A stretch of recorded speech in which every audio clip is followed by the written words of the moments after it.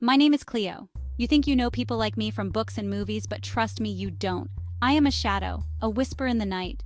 Most people pass by me on the street, oblivious to the secrets I carry. I am a field agent with Sinetic. We are S.I.N. Our existence is a secret, buried deep beneath layers of bureaucracy and misinformation. We operate in the dark corners of the world, where truth blurs with nightmare. We are the line between humanity and the unknown. We are the shield. My current mission was etched into my mind, a chilling echo of a tragedy that had gripped the world. Malaysia Airlines Flight 370 vanished, erased from the radar, leaving behind nothing but questions and heartbreak. This was no ordinary disappearance. This was our domain. This was S.I.N. S.I.N. Sinetic. We are a phantom, a whisper in the corridors of power. No official records, no public acknowledgement. We are the invisible hand that guides, protects, and sometimes eliminates. Our mandate is simple: investigate and contain threats to humanity that are beyond the comprehension of conventional agencies. We deal with the strange, the unusual, the things that go bump in the night, and sometimes the things that come from beyond the stars. The disappearance of MH370 reeked of the unknown. The lack of evidence, the sheer impossibility of it all, pointed towards something we were uniquely equipped to handle. We were humanity's last line of defense against the unknown. And I, Cleo, was about to step into the abyss. My team, Omega 7, was the best S.I.N. had to offer. We were a tight-knit unit, each member handpicked for their unique skills and unwavering nerve. We were soldiers, scientists, and spies, all rolled into one. Our ride was a modified V-22 Osprey, a technological marvel that could take us anywhere in the world undetected. Its sleek black exterior was coated in radar-absorbent material, rendering it practically invisible to conventional tracking systems. Inside, the Osprey was a mobile command center, packed with state-of-the-art surveillance equipment, weaponry, and a team of the best analysts S.I.N. had to offer. We were ready for anything, or so we thought. The disappearance of Malaysia Airlines Flight 370 was like a wound on the world's psyche. A plane carrying 239 souls simply vanished into thin air. No distress calls, no debris, no explanation. The official investigation had hit a dead end. Theories ranged from pilot suicide to alien abduction, but none of them held water. The mystery deepened, the silence deafening. S.I.N. had been monitoring the situation from the start, our analysts combing through every scrap of data, every satellite image, every whispered rumor. And then we caught a break, a faint signal, emanating from the depths of the Indian Ocean, a signal that was not of this world. This was our lead, our only lead. Section 5, Gearing Up, Preparation is key. The pre-mission briefing was tense. We huddled around the holographic display table, our faces illuminated by the ghostly blue light. The mission parameters were simple: locate MH370, assess the situation, and report back. Extraction if necessary. I ran my fingers over my equipment, checking my sidearm, my custom-made combat knife, and the small silver case containing my S.I.N. field kit. Inside lay an assortment of gadgets and tools, each designed for a specific purpose, each potentially life-saving. My teammates, Alexi and Javier, were going through their own pre-mission rituals.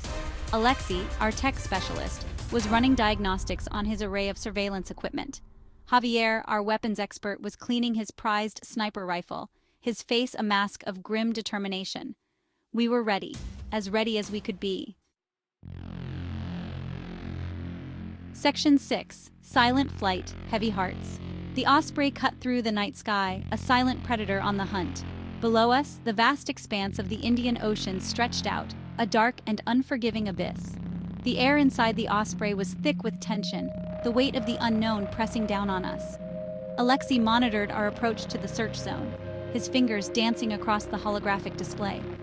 Javier sat across from him, his gaze fixed on the feed from the Osprey's external cameras, scanning for any sign of the missing plane. And me? I sat in the cockpit, staring out into the darkness, my mind awash with images of the missing passengers, their faces frozen in time, their fate unknown. We were about to descend into a mystery that had baffled the world, a mystery that was about to get a whole lot stranger. Section 7, Encounter in the Abyss, Zoe emerges. The Osprey hovered above the designated coordinates, its powerful spotlights cutting through the inky blackness of the ocean depths. The sonar had picked up something on the seabed, something large and metallic. Could this be it? Could this be MH370? We descended slowly, the Osprey's engines humming softly in the stillness of the night. And then we saw her, a figure silhouetted against the eerie blue glow emanating from the ocean floor. She was tall and slender, her features obscured by the darkness. But there was something about her, something otherworldly. The Osprey shuddered violently, its instruments going haywire. Javier swore under his breath, his hand instinctively reaching for his sidearm. We had stumbled upon something we weren't prepared for, something that defied explanation. Section 8.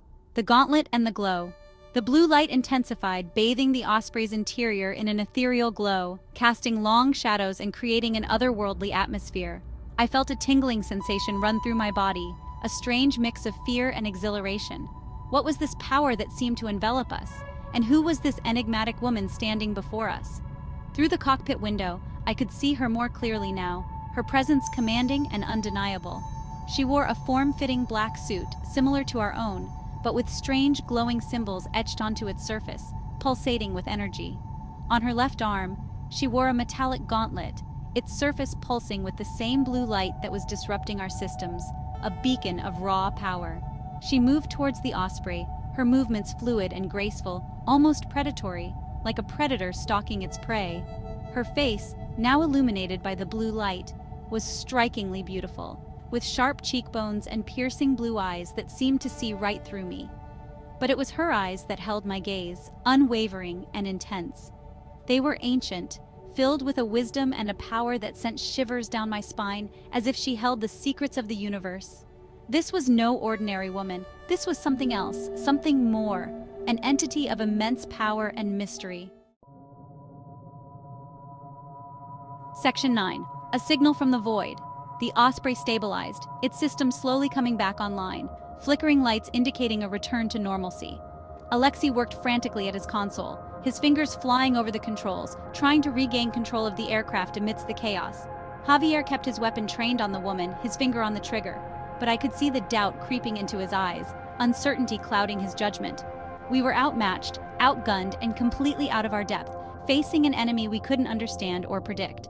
The woman, Zoe, raised her hand again, and the blue light from her gauntlet intensified, casting an eerie glow over the scene.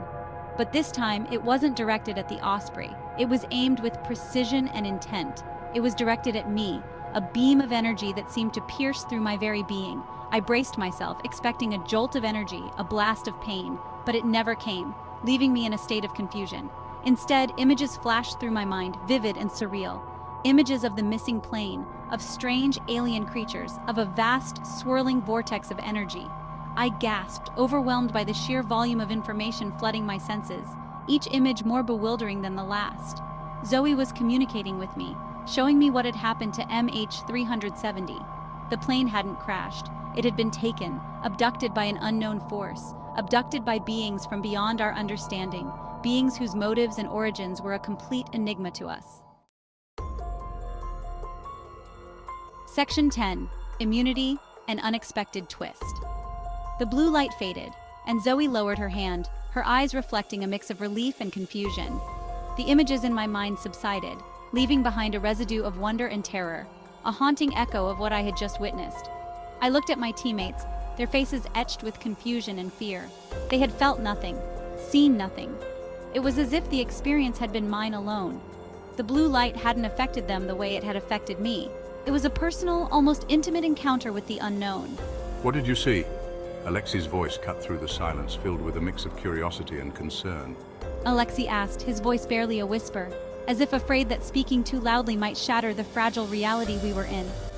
I opened my mouth to answer, to tell them about the alien creatures, about the vortex, about the truth of MH370 and the secrets it held. But the words wouldn't come. It was as if an invisible force was choking the truth out of me. Something was holding me back, something powerful and ancient, a force beyond my comprehension. I could feel it now, a presence within my own mind, watching, waiting, biding its time. Zoe turned and walked back towards the edge of the light, her silhouette melting back into the darkness, leaving me alone with my thoughts. She was gone. Just like that. The void she left behind was palpable, but the mystery remained deeper and more terrifying than I could have ever imagined. It was a puzzle with pieces that didn't seem to fit. And the biggest mystery of all? Why me? Why was I the one chosen to bear this burden? Why hadn't the blue light affected me like it had my team? What made me different? What was so different about me? Was it something in my past or something yet to come? I didn't have the answers. Not yet. But I was determined to uncover the truth. But I was determined to find them. I would leave no stone unturned, no clue unexamined, even if it meant facing the unknown, even if it meant confronting the truth of what lay beyond the stars. The journey ahead was daunting, but necessary. The truth of sin and my place in it had just gotten a whole lot more complicated. The web of secrets was vast, and I was only beginning to unravel it.